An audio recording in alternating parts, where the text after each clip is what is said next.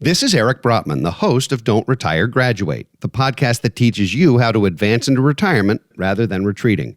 Welcome to Office Hours, where we answer listeners' questions about personal finance, retirement readiness, and more. We received a question from Matt, who asked, how do you effectively balance among saving, retirement, and expenses?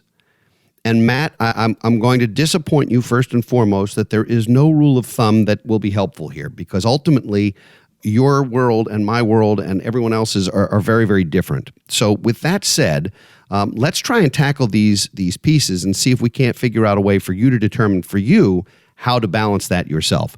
The first thing is certain expenses are not discretionary. They're things you have to have. They're housing expenses, they're medical expenses, they're transportation expenses, they're food expenses. So some things are just going to be, they're just going to be there. And so when you look at what's coming in from your income, your expenses, a lot of them are not negotiable, they're not flexible, they're not variable. You're just going to have them. You're going to have certain payments every month. So that's going to come first.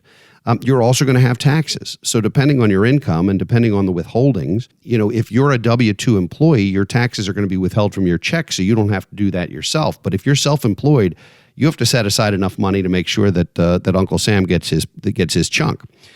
Beyond those expenses, you're going to have some amount of funds left over that'll be able to be used for several things. And I would actually add a fourth element to your balance equation. One of them is expenses.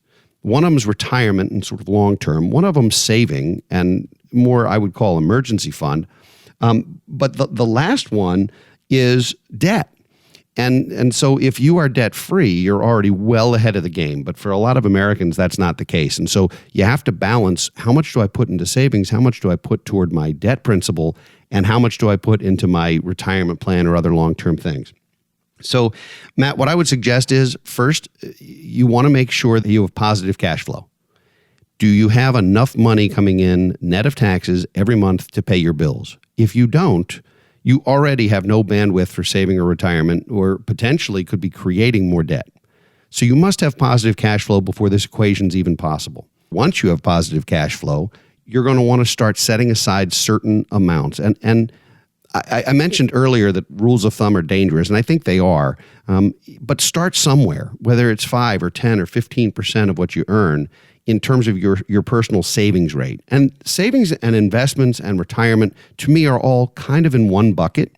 You want to make sure you have enough savings so that if you suddenly run into a problem, you need a car, you need a washing machine, something goes wrong, you have enough money so that you don't have to rely on Visa or MasterCard.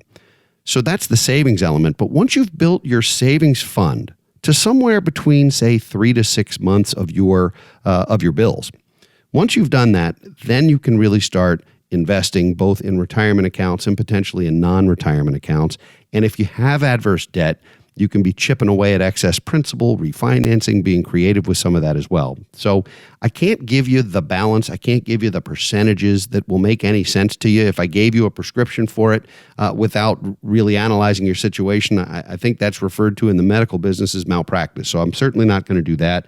But somewhere in this balance, you also have to figure out those expenses that are voluntary, that are optional, the things that make life fun and that make life worth living, whether it's spending time on a nice dinner out, whether it's travel, whether it's sports or entertainment or whatever you're into. I think a lot of people run the risk of an all or nothing approach.